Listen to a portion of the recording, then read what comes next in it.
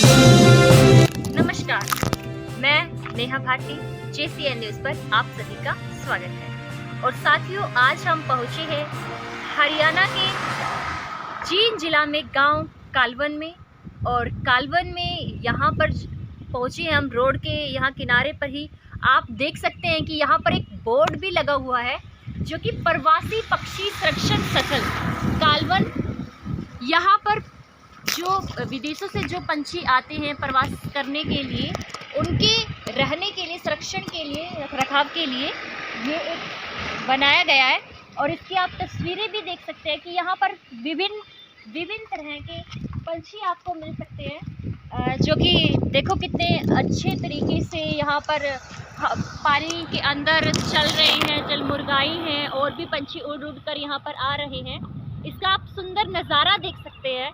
और अलग अलग जगह से ये पंछी आते हैं यहाँ पर और यहाँ पर रहते हैं, क्योंकि इनको रहने के लिए अनुकूल वातावरण हमारे हरियाणा सरकार के वन्य जीव विभाग ने इनको प्रोवाइड भी करवाया है। तो आप जब भी यहाँ पर आए और इस स्थान से जब आपका कालवन गांव से गुजरना हो तो यहाँ पर ज़रूर आए और इस प्रवास पक्षी संरक्षण स्थल को देखें और देखकर इस एनवायरनमेंट का मज़ा ले।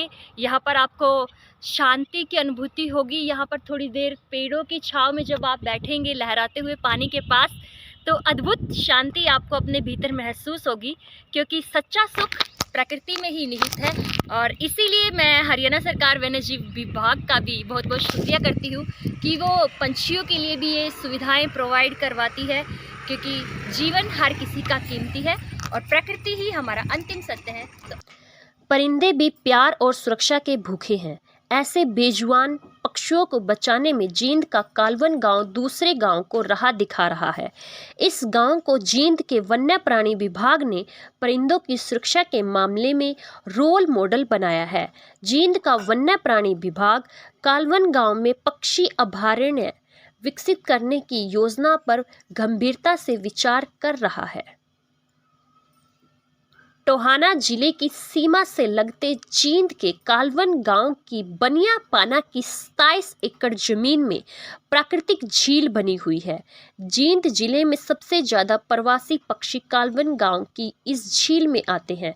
कालवन गांव के लोग सर्दी में प्रवासी पक्षियों के स्वागत के लिए फिर से तैयार हैं। वन विभाग इस प्राकृतिक झील को पक्षी अभयारण्य के रूप में विकसित करने की योजना पर गंभीरता से विचार कर रहा है।